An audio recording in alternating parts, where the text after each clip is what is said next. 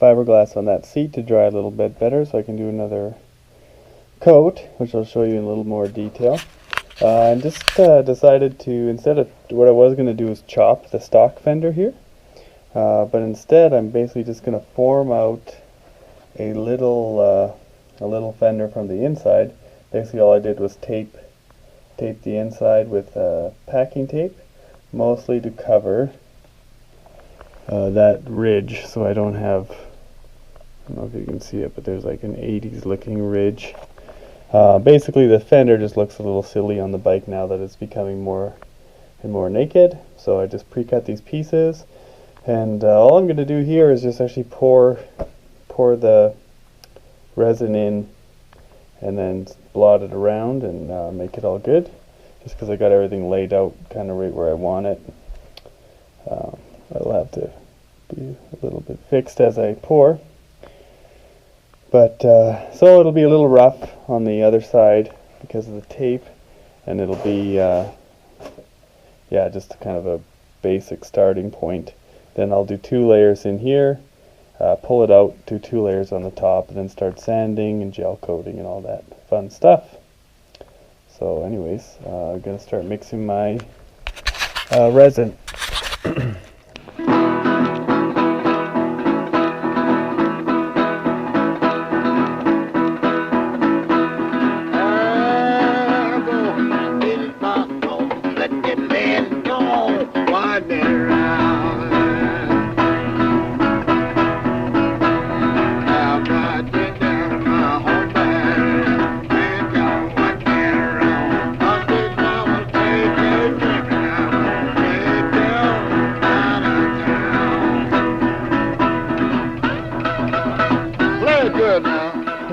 So here's my funny predicament. The downside of doing all my work at my brother's garage, which is the kind of under construction building that you see me working in, is my drill is there, and this project is here. And it's very late at night, so he lives about an hour from my house. So what I'm relegated to doing now is literally drilling with my fingers. But we've got beer, and it's technically working on a motorcycle, so things could be worse.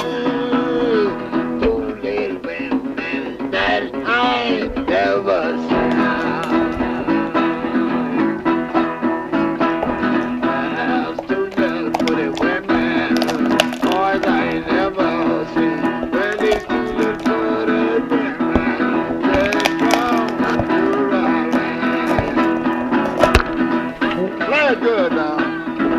I go.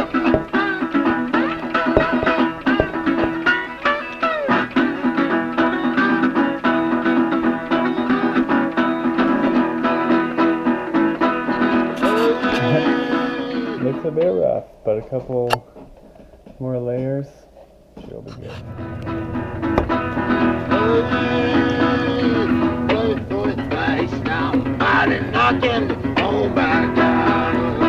Okay, so funny story. I just made, put the second layer of glass on my little chop fender. So you can see it's still got some flex, just 2 layers. And I just got, after that, I was able to pick up some free, really nice set of tires. I got 3 tires, and they're all the same size. 2 of them are Supercourse SC1s, and one of them is a Bridgestone Battle Axe. So it'll be interesting to try them out and see which is better. But the issue I have is they are all the same size as the stock rear wheel. So the stock front wheel, which this is designed to go around, is only a 70/80, whereas this is a 120/70. So a 70, when reading the tire sizes, this is the width of the tire, so it'll be 120 from sidewall to sidewall, and then 70 is basically 70% of that width is the height. So a stock tire, which is 70/80, is only like 72 mils high, whereas this one is 84 mils high. So basically I got to adjust. I use this as my form, so this one is basically matches it perfectly. And now I have to adjust this one to be at least 12 mils, so that's about half an inch. I'm going to go 3/4 of an inch taller. You do get more drag when the higher you go, but if you look at how much drag I've cut down, just due to this length of tail, then I'm not really going to worry about it. So the other side of that is the height doesn't tell the whole story. It is a wider tire too. So basically I'm building that form to kind of push these out a little bit and just give me a little bit more room. So the extra 1/4 of an inch in height should help me clear the tire, and then the 3/4 of an, and then just push it out a little bit wider so it's not as tight on the tire. But all this has got to be done obviously off-site and then fit it up to see if it works. So wish me luck.